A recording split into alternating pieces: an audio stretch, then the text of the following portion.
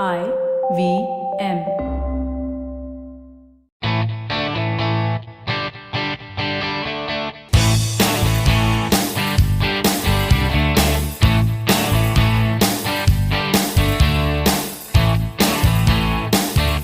Hello and welcome to a brand new episode of the Musafir Stories, India's very own travel podcast, where each week we share the journey of travelers in their own words and relive their experiences with you, our listeners.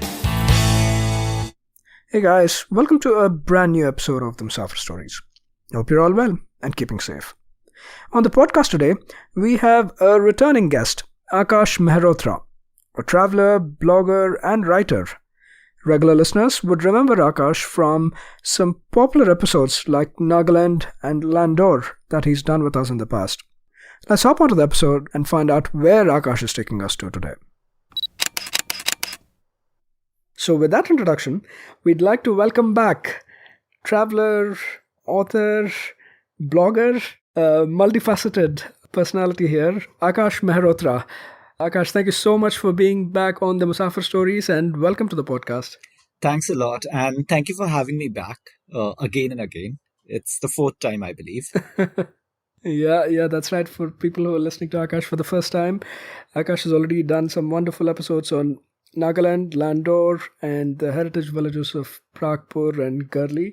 And why we keep bring back Aakash again and again and again is because Aakash has really given us some all-time best episodes, and he's really, really good at what he does. So really, really glad and grateful that you've come back to the podcast, Aakash.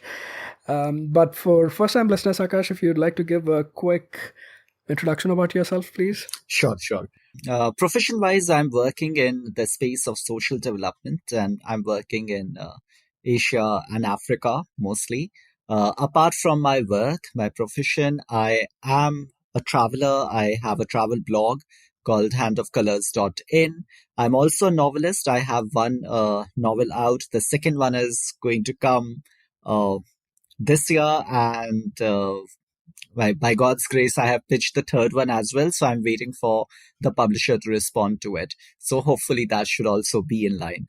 So these things are there. And also I'm writing on other issues related to environment and social issues on certain media outlets. So in short, that's about me and what I do mostly professionally. Yeah, we'll make sure we include links to not just the previous episodes, but also other works of Aakash, as well as Aakash's debut novel, The Other Guy. Aakash, you've been here 3 times now, so you already know the drill, but for listeners and for us, where are you taking us to today? Actually, I'm not taking you anywhere. I'm just bringing you all to my hometown, Allahabad, which is now called Prayagraj. For like older schoolers like us, it will remain Allahabad for a long, long time. But I thought it's good to have a look into my own city because it has its own historical, religious, literary, a lot of those connections. And it's important to explore those connections because, as a traveler, we are all exploring and we are exploring different perspectives of the city. So I thought, why not, let's bring everyone to my city instead of taking them to the other city. Yeah, absolutely. I'm super excited to be listening from you. And like you rightly pointed out, and even though we've had great episodes with you previously, that has always been from a perspective of a traveler who's visiting places. But in this instance, it is through the eyes of a local. So really looking forward to that too. And again, for some of us who may be living under a rock and are not very aware of where exactly Allahabad is, do you want to give a quick overview of where the place is and how one can get there? Sure. So it's in the state of Uttar Pradesh, and it's very close to the capital city of Lucknow, like 200 kilometers from Lucknow. It's also close to Varanasi, which is 120 kilometers. In fact, Lucknow, Allahabad, and Varanasi, Uttar Pradesh tourism website also lists that, as a sort of a triangle over there. And now they are connecting the Buddhist circuit of Gorakhpur and beyond with it. So it's like entire loop that they are trying to develop. And it's fairly easy to come to Allahabad. It has an operational airport which is connected to all major cities. It also has very well, in fact, quite a good connectivity in terms of railways, because the headquarters of the central zone of railways is in Allahabad. So you have a very good connectivity from all the major cities. The flights will connect you to all the metros and also to some other smaller cities and to state capitals. And also because the Kumbh is coming next year, you'll have the Mahakumbh over here. There is a lot of rush of tourists coming in. So it's quite bustling with a lot of activities. And so I thought that, it's best to let's start, sort of promulgating about my own city so that more and more people come here. Yeah, absolutely. And like you made a few passing references and mentions as well, this has been a very, very historic and significant city for various reasons, Right. right? Even from a name perspective, it's gone from Prayag to Allahabad, and now back to Prayagraj. So that's also been quite a journey. Do you want to set some context, even from that perspective, like from a historical lens, how the city has been very significant and prominent, right from the times of the Vedas to almost now? If you want to give a quick overview of that, please.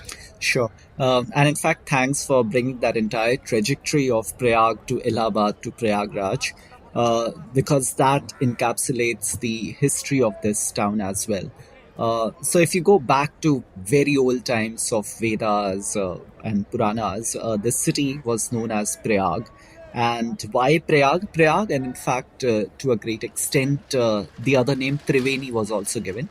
Triveni is easier to understand. It's more comprehensible because Triveni means three rivers coming together, and so Ganga and Yamuna, and both these rivers find a great mention in India's religion, Hindu religion, and also the culture of India. And in fact, this is the sort of a birthplace of something called as the Ganga Jamuna tehzeeb also, which a lot of reference of that is given when you talk about Uttar Pradesh. So in the times of Vedas and all, this city was known as Prayag because of the confluence of three rivers, the Ganga, Jamuna, and the Saraswati. Now, Saraswati is an invisible river. They say that it flows underground, uh, but because of that, it was always considered a very holy city, because this is where two of the holiest rivers of India, of the Hindu religion, they meet. And so the point of the confluence, which is called the Sangam, the area surrounding that was known as the Prayag. That is considered very holy.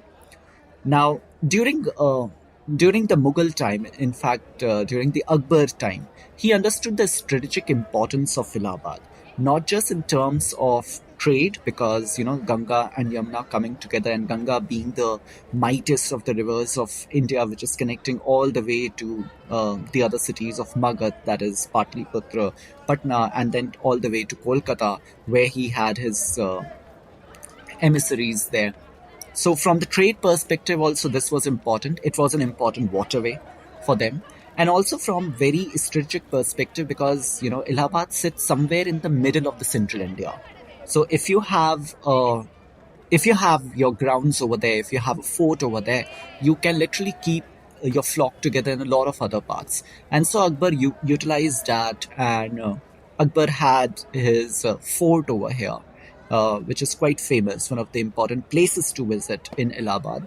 And after that, when the British came, the British also realized the importance of Allahabad, and again, because of its very strategic location, because from here you can govern a large part of uh, of the country. And in fact, the major highway at that time, which was built all the way from Kolkata to Lahore by Sher Shah Suri, that also passes through Allahabad, the Grand Trunk Road. So they also understood the importance of Allahabad, that if you capture Allahabad, if you take in Allahabad, you can control a lot of the other areas. So there was a Treaty of Allahabad which was signed by Robert Clive. And a very interesting part is that from after Kolkata, Allahabad was the capital of India for a day. And then they shifted to Delhi. So a lot of people actually do not know it, but but this is important because this is important to understand, the importance that was given in terms of strategy, in terms of location and everything by all the major kingdoms that have their roots in India. Yeah, absolutely. And thank you for so beautifully covering off almost the journey of this holy and important city, right? And like you rightly mentioned, even from religious or spiritual perspective, with the Kumbh and the Kumbh Mela happening here, it's very, very significant and gets a lot of visitors. And the Kumbh happens every 6 years, and then the Mahakumbh happens every 12 years, I believe, right? So that way also there's a lot of influx of people to the holy city. From a significant standpoint. The other version also that I came across was the Samudra Manthan, like they say, right? Churning of the nectar in the sea or the river, and how that the nectar splattered in different places, and Allahabad was, or Prague, Yes. Prayagraj was one of the places where that fell, and that's why like the Kumbh Mela is celebrated there every 6 years or 12 years, depending on which one we are celebrating. So, very, very important connections, spiritually, religiously, historically as well. Like you mentioned, it's always been at the forefront, be it the 1857 First War of Indian Independence, which we'll talk about in our conversation, I'm sure, as there's some significant places related to that, as well as even from a Indian freedom movement perspective, right? Like the Indian National Congress was headquartered from here, like in the Anand Bhavan. And also Allahabad is popular for having the most number of prime ministers, right? Be it Pandit Jawaharlal Nehru to Indira Gandhi to VP Singh, Lal Bahadur Shastri, Chandrasekhar Azad. So very, very significant place, and I'm really glad that we are touching upon this. For somebody visiting here, and given that it's obviously so important and has so many different ways in which one can approach and look at the different places, what sort of an itinerary would you recommend? I think in terms of itinerary, there are a lot of places that you can cover, and all of these places have their own story to go after.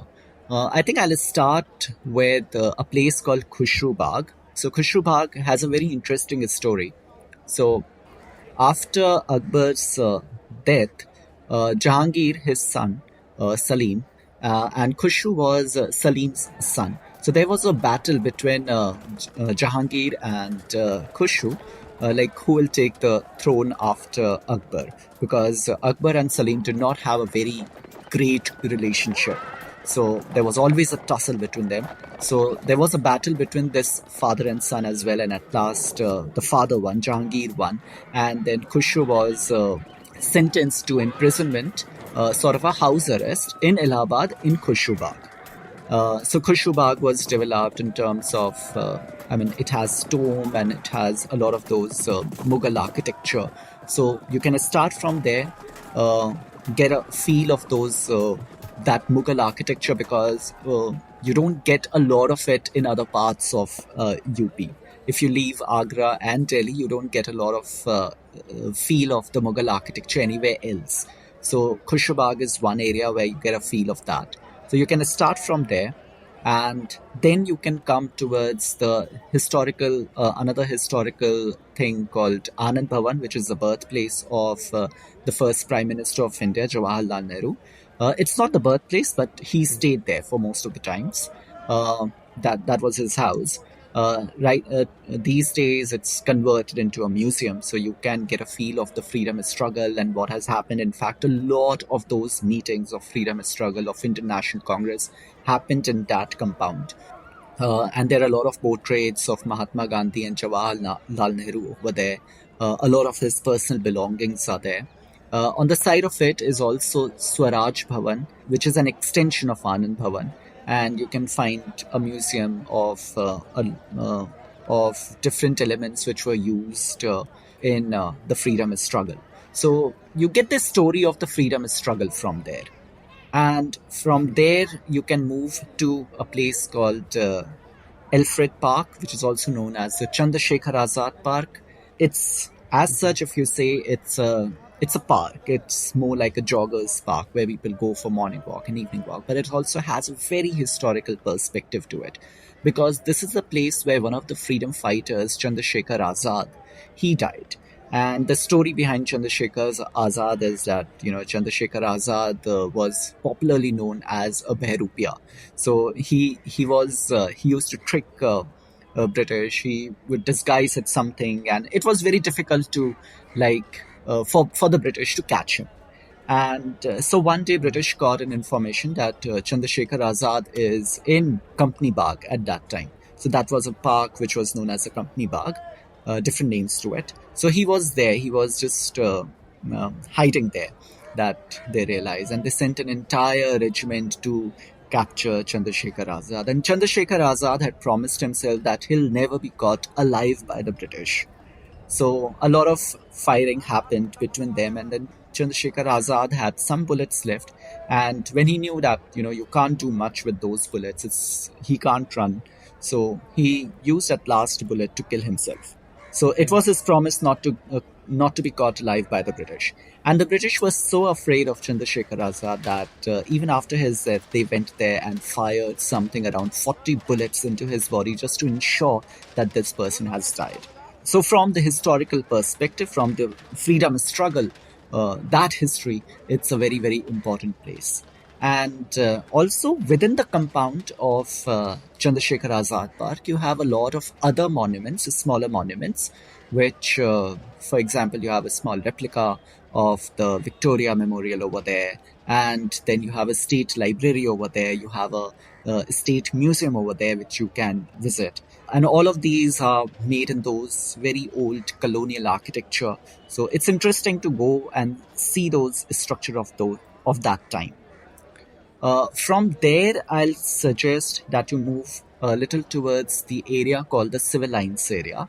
So Civil Lines was the main marketplace at that time, which was developed and established by the British. So you get a very colonial feeling over there. In fact, a lot of old houses, Anglo-Indian houses are also over there, where you can get that touch of the colonial architecture, the old architecture.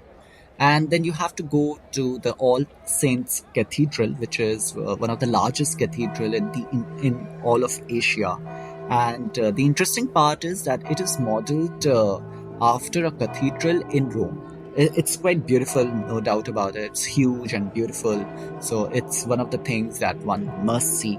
But on the way also, you will see a lot of those very old houses and things which were built in 1920s or 1910s, and those buildings are still standing there. Some of those have been converted into different things. Like, for example, one of the old buildings of 1920s was converted into a film theater, and now it's a film theater come a retail outlet. But those elements of old architecture are still there, and you'll find a lot of those elements just scattered around in this entire area of civil lines, which was established by the British. So you get a sense of how they were establishing things. Yeah, just while we're at civil lines, I believe basically this was, or currently this is the central business district, Right. you could say, right? Right. Like all of the commercial activity, all of that happens here. But it does have a pretty, while I was looking up on the background of it, it does have a pretty interesting history, right? Apparently this was even during the 1857 First War of Indian Independence, the villages in and around here were the ones that participated actively in the revolt, right? And as retribution, the British basically flattened out these Yes. villages, and over 600 people were literally hung from trees and lampposts and everywhere. And once everything had been flattened out, this was built and developed as, at that time, I think it was referred to as the White Town, where mostly Right. it was British officers and the Europeans lived, and slowly that transformed into civil lines and now the CBD, right? Right. Central Business District. So that way also it has a very interesting history, and I don't think a lot is spoken about it. right now we purely look at it from the point when British developed it, but it does have a pretty gruesome history leading up to that development, right? So just wanted to call that bit out. And even the All Saints Church you mentioned, right? Just a key connection I wanted to call out there was it was designed and built by architect William Emerson, who also went on to build the Victoria Memorial in Calcutta, Right. as well as the Crawford Market in Mumbai. Right, just Right. a few interesting connections I thought that I'd call out. But yeah, all very very important places. And yeah, sorry to interject. I thought I'd just mention these other things while you're at it. Yeah, no problem. In fact, and in fact, that's why you have this Victoria Memorial, a very small portion of that Victoria Memorial in the company garden as well. It's a very small thing, though, and just that you mentioned that a lot of villages were flattened out and they were hung from the trees. So I'll give a certain extension to it as well. So if you go in the old area of Allahabad, there are trees, those old trees where people were hung. So none of those are like surviving still in civil lines. But if you go to the old area, like the chalk area, which is the old city, there are 2 or 3 neem trees which are still standing where a lot of those people were hung during the course of the freedom struggle from 1857 to 1947. During the course of the freedom struggle, a lot of people were hung on those trees. So those 2 or 3 trees are still standing there. And you rightly said it was known as the White Town at that time. So from civil lines, I'll say that then you can straight away go towards the Ganges, towards the Sangam area where the confluence of river Ganga and Yamuna happens.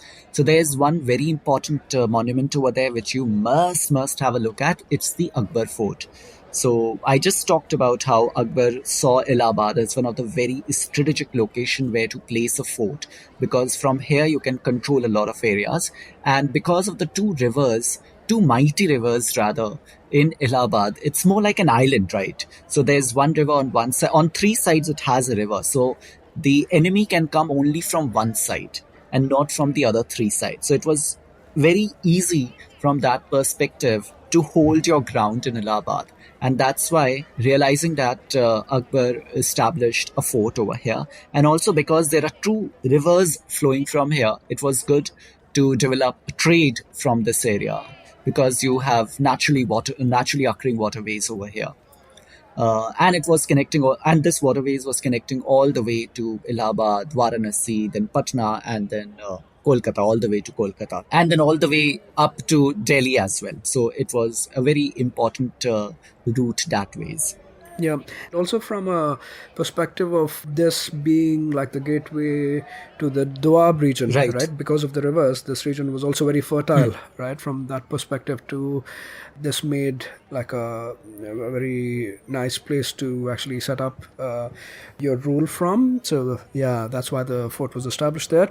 And even with the names of the city, right? When we touched upon earlier, obviously Allahabad or Allahabad is more popular, but I came across this reference where like initially when this was first set up, Allahabad, BAS, right, not the BAD that we usually see, that was what it initially was set up as, and then gradually it became Allahabad and then Allahabad. Yeah. So that was also pretty interesting for me that like popularly it's referred to as Allahabad or Allahabad more by the natives, but there is that connection that initially when this was set up, this was Allahabad, right? And the other very, very, very significant place or area within the city is also the Triveni or the Triveni Sangam, like we refer to, right? Is this also around the Right. vicinity here, around the fort? Aakash? Yes. Oh, okay. Yes. Because that's where you also get a lot of visitors and pilgrims, especially given the significance of the place, right? Right. Yeah. So actually, this Akbar fort, the fort is literally overlooking the rivers, overlooking the Sangam rather. Sangam is the confluence area of River Ganga and River Jamuna. And you were talking about how strategically how important this is. So just wanted to add, like, if you just think in terms of those old times, Allahabad is like almost 600 kilometers from Delhi and almost 700 kilometers from Kolkata. So it's literally the midpoint between 2 major cities of India, or rather say 2 ends of India. and that made it so important. And then if you see, a lot of rivers actually merge into either Ganga or Yamuna. So it's very easy to connect it, and for the trade purposes, for waterways purposes, it was very easy to have a fort over here and make it an important city, and from here route a lot of those trade. So that's why both Mughals and British had their forts over here. The Akbar fort was later taken over by the British, and and that's why both of them kept their army, a unit of their army, in these areas, in the city. Yeah, for sure. So make sure that you make a visit here, not just to experience the holy Sangam of the three rivers, but also the fort, which is pretty magnificent. Now, having spent some time here, what other places would you recommend we move on to? Yeah. So I think one important thing that we haven't touched so far is the religious angle of the city. So not just about the confluence of the two rivers, but also there are so many temples around that you can visit. One of the most important temples, in fact, very next to the Akbar fort, is the Hanuman temple. And why this Hanuman temple is different from the other temples is because this is the only place where the Lord Hanuman is in a sleeping position. And in fact, there's a story to it as well. Once, when they were digging this area, they found that this big idol of Lord Hanuman, which was in a sleeping position, they tried to keep it, in an upright position like all other statues are, because nowhere in the country, in any of the temples, you'll find your God in a sleeping position. They are always in an upright position so that you can pray to them. But they did a lot of efforts, they tried it many times, but it would always fall back. So the natural position was the sleeping position, and then it was decided to keep it in that position itself. So it's one of the temples, one of a very unique temples. You'll not find this sort of temple anywhere. Next to this temple is a Shankar Viman temple, which is developed in a very South Indian style. Also, in a lot of these areas, you'll not find temples which are built in a very completely different style, which is a Dravidian architecture. But this is a place where you can find the imprint of that Dravidian architecture. And moving from there, not very far, is the Alopi Devi Mandir. In fact, this entire Allahabad is also known as the seat of feminine power. So there are 3 Devi temples over here. One is the Alopi Devi temple, then there is a Lalita Devi temple, and then there is a Kalyani Devi temple. So these 3 temples are in a sort of a triangle. And if you go back to the Vedic idea, triangle is considered as a very powerful position. And because of these 3 temples in a perfect triangle with each other, it is also considered a very holy place, a very holy position for all these divine energy to be placed. A lot of that goddess of feminine energy, Durga energy, as we say, that is placed in a very perfect order over here. So that also makes it very important, and a lot of people visit these temples for that very reason. And otherwise also there are other temples over here which one must go, one must visit. There is a Kal Bhairav temple over here, and not in a lot of places you'll find a Kal Bhairav temple. You have it one in the Vaishno Devi, then you have one in the Ujjain, and then there's one over here. So and then there are other temples also which are a little far away, but you will have to maybe cross the river for it. There's another interesting thing over here, which is there's a temple in the Jhusi area, which is the Jhusi is like beyond the river. Like you have to cross the river and then you reach the Jhusi. And there is a fort.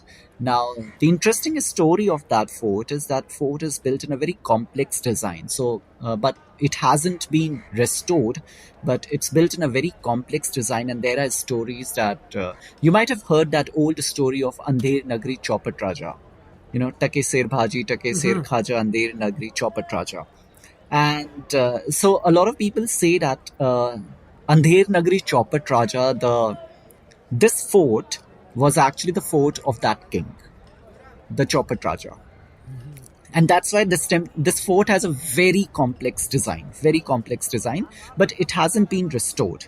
So not a lot of people actually go there.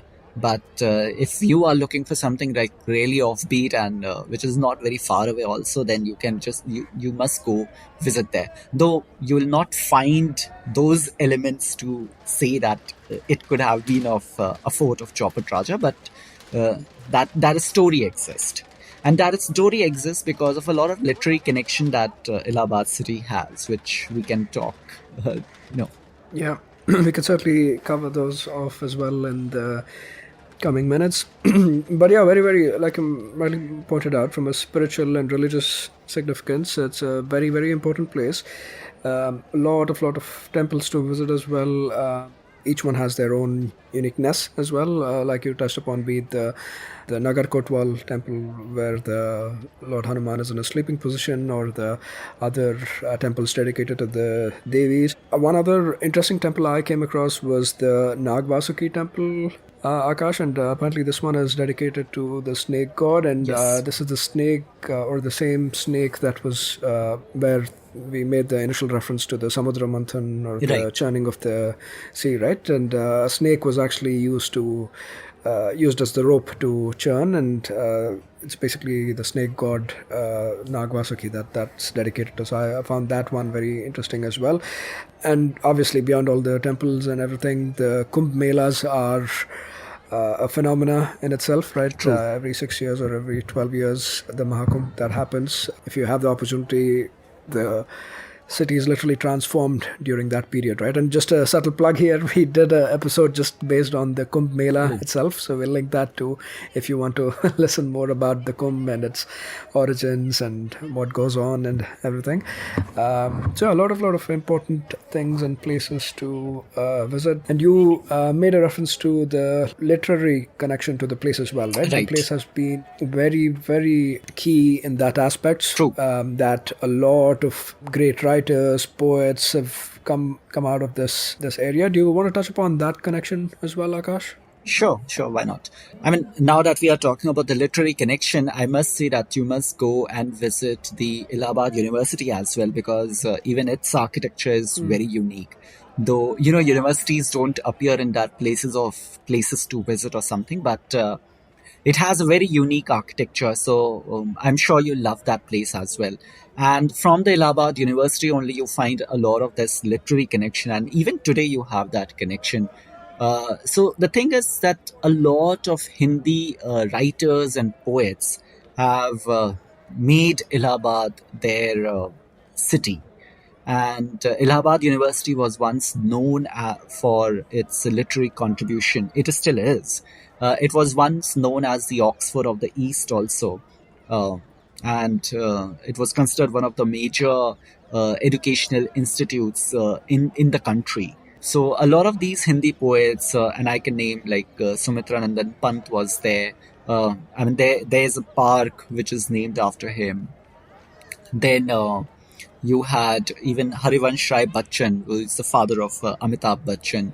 He is from Allahabad. A lot of the revolutionary writers have find a mention over there.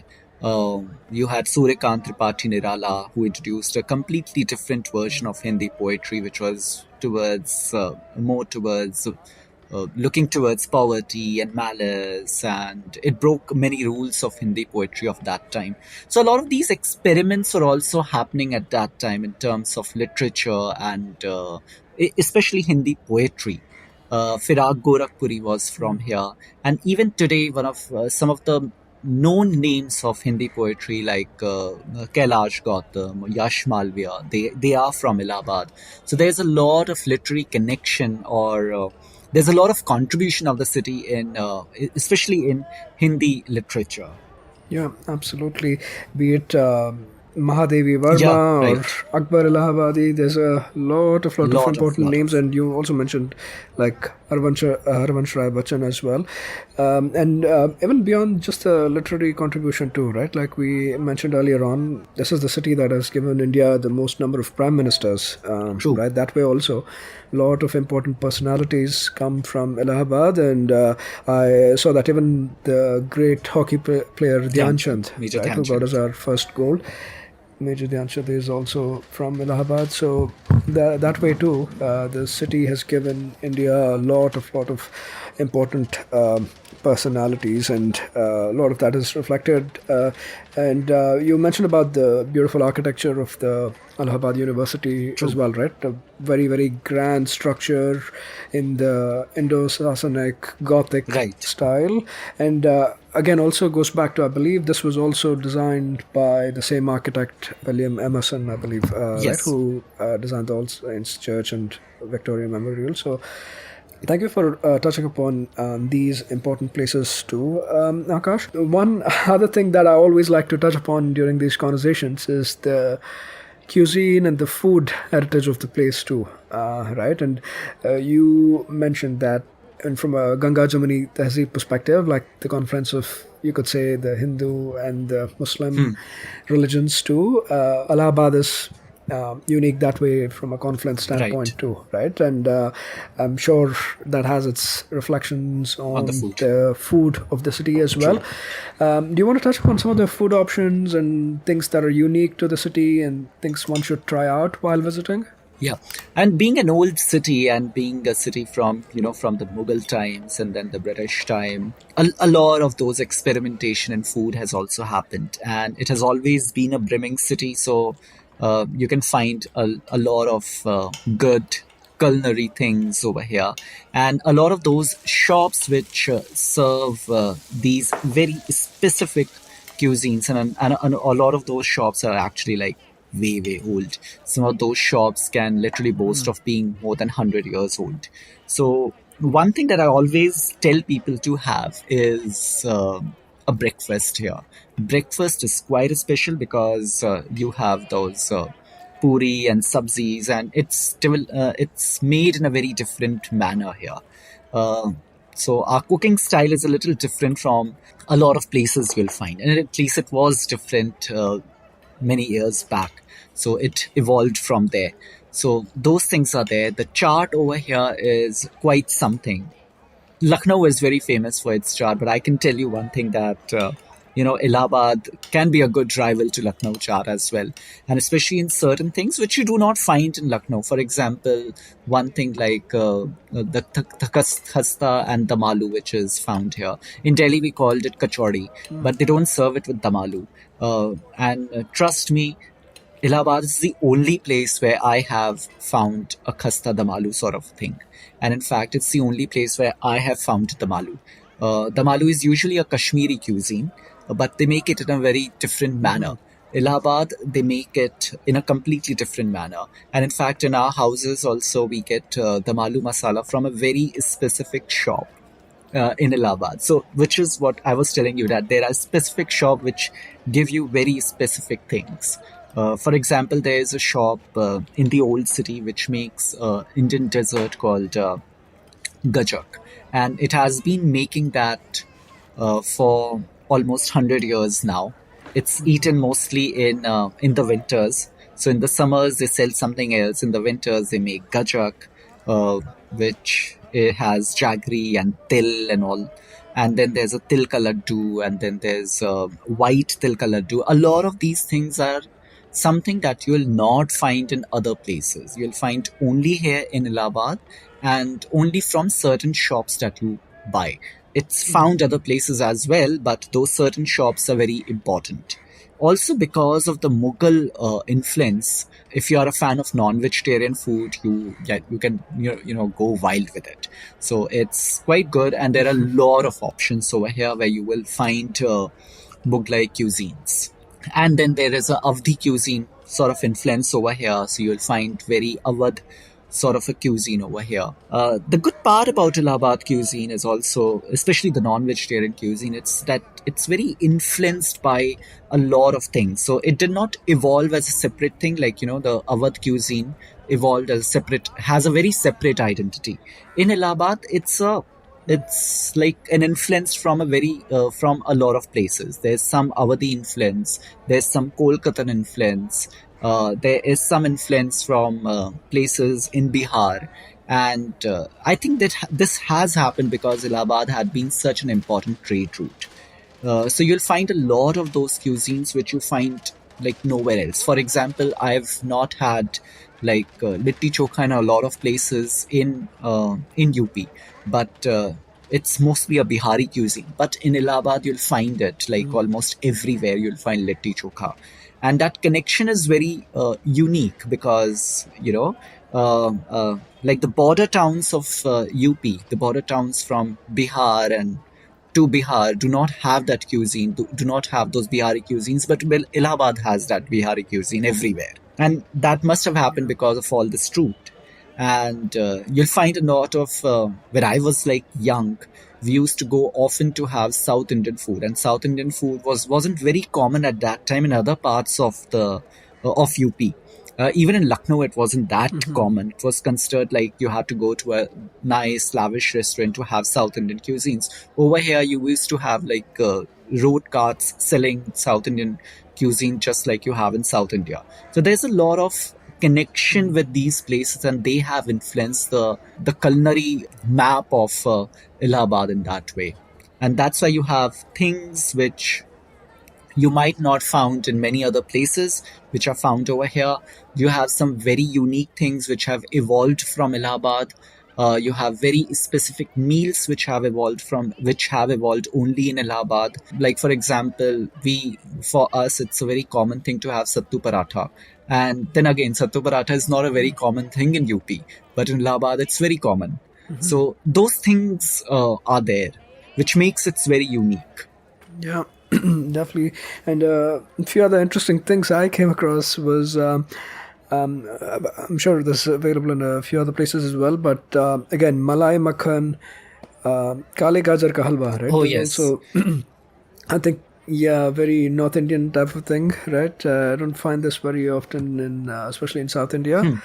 The Cow Gully is, I guess, the popular go-to place where you find a lot of these stalls and shops where these older stores that you mentioned too are available. And Aloo Samosa also is supposed to have its own very Allahabadi flavor, right? And I saw a couple of names like Hari Ram and Sons being a popular place to get the aloo samosas from. And dahi jalebi, right? Like I was just doing an episode on Indore a few weeks ago, and we mentioned poha jalebi, and you could see here dahi jalebi. Yeah, here you have the dahi jalebi, which is it's also very unique because in other places you don't eat jalebi with dahi. You don't have that option. But over here you get that option. And also about the aloo samosa, thanks for reminding actually, which I forgot. Samosa is available everywhere, but in Allahabad, the unique thing is that they make samosas of very small size.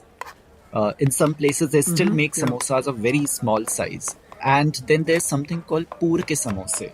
So this samosa is where the filling is poor. Poor is a powder. It's like a lot of the spices put in together, and that's a powder. It's not aloo. It's not any sabzi. Poor is a very different thing. It's like, say like South Indians have podi, right? That's just like that. So there's poor, which is made of a lot of other spices grinded together. And that's very, that I've not found anywhere else in India. And the thing that you mentioned, Hari Ram ke samosa, that is actually poor ke samosa, Hari Ram's. And they started it. Now other places are also doing it. But this is very unique to Allahabad. And also there's one thing in Allahabad, which is amrud. Allahabad ke amrud are very famous. They are very sweet. And also when you cut them, they are red inside. Their pulp is pinkish or reddish. And you don't find such amrud anywhere else. Yeah, and while we talk about fruits, another fruit, I guess fruit or vegetable I came across was I don't know if you've heard about this before, kandmul, I hear it's almost like a cylindrical type Yes. of fruit, I guess, right? So that is also very, very unique to Allahabad, and I think the legend goes that when Lord Ram and Sita and Lakshman set off on exile, like this was one of the go-to fruits that they used like they relied on a lot, right? So that way, so I found it really interesting, along with the amrud. Right. Right. The Kantmool is also something that is very unique and special in Allahabad.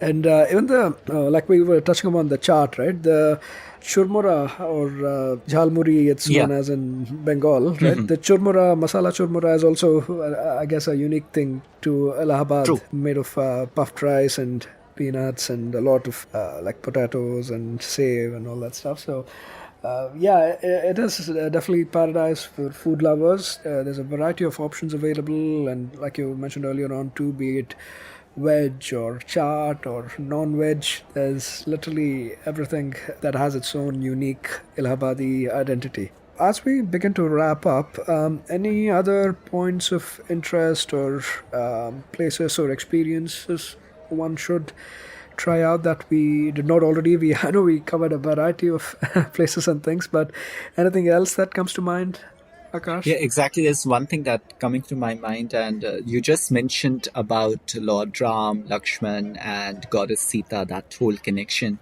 So when they went on an exile, they stayed in Allahabad for some time, which is at Munibads Ashram, and now that place has been turned into a park, and there are temples, and it's actually very close to my house.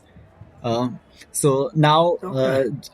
so that's another place where one can visit. And in fact, there's a lot of development going on over there. They are the ancient temple. They are going to restore it just on the lines of what they did in Kashi Vishwanath. So a lot of construction is going to happen, and the timeline for that is like below the Kumbh next year. They want to finish that entire heritage corridor, which is which is Lord Bharadwaj's ashram. That place was Lord Bharadwaj's ashram. So that will be another spot where one can come and visit, and it has a very strong connection with the Ramayana. And in fact, this is a place where you will find the entire story of Nishad Raj taking Lord Ram, Lakshman, and Goddess Sita to the other part of the river. So that story also finds a mention over here. Yeah, very interesting. And while you mentioned park, I remember the other important place related to the freedom struggle or the first war of independence is the Minto Park, right? That's also another park. And Right. apparently, this is the park where, after the revolt of 1857, when the British, I guess the king, right, or the queen, they formally assumed control of India from the East India Company, Right. right? That Right. handover happened in the Mento Right. Park. So that way, also, it's very, very key and significant. Yeah, just looking at even the wide range, right? Be it the British or the freedom struggle, or like you were just mentioning, going back to the epics like Ramayana, there's just so much more in the city. It's almost like layers and layers and layers on top of each other, right? That's why the city is so, so important and has been known as one of the longest living cities on the earth. So thank you so much for covering this off, Akash. And Akash, as we wrap this up, just in terms of following your work and reaching out to you, could you also please share how one can follow and keep up with your work? Sure. So on Instagram or on Twitter or on Facebook, you can search me by my name, like Aakash Mehrotra. It's very simple, and I'm there. My blog is handofcolors.in, where I have stories of all my travels put together. So you can go through them, you can read them, and I'm covering more and more, and I'm putting more and more over there. So that's there. Yeah, we'll make sure to include all of these links to Akash's social media as well as the blog. That way people can check out your work and keep up with your work. And we'll also make sure to link Akash's debut novel. Do give it a try if you're into books and reading. And we eagerly look forward to your upcoming novels and books as well, Akash. All the very best with that. Thank you. And all in all, again, thank you very, very much, Akash, for giving us a beautiful guided tour of your hometown, Allahabad, Prayagraj, whatever you'd like to call it. Such a significant and historic place that we get just by knowing how many names there are of the city, right? It was a wonderful visual experience for us going through not just the religious and spiritual parts of the city, but even the parts related to the independence movement, be it the first war of Indian independence or later on independence movement that picked up in the early 20th century, as well as the literary as well as culinary landscape of the city. There's so much more in Allahabad, and I'm so glad that we got this in the words of a local. Thank you so much, Akash, and looking forward to having you back for a fifth time on the podcast. Definitely. I'd love to do that. And thank you for having me here and giving me this opportunity to tell the world about my own hometown. So it was lovely, literally lovely. Thank you, Akash. The pleasure has always been ours. That was yet another great episode on the Musafir Stories. Make sure to show us some love by sharing the podcast with your friends and family. We are on Instagram and Twitter at Musafir Stories. If you like this podcast, don't forget to check out other interesting podcasts on the IVM network. You can listen to us on the IVM podcast app or the website. Follow us on our social media. We are at IVM Podcasts on Twitter and Instagram.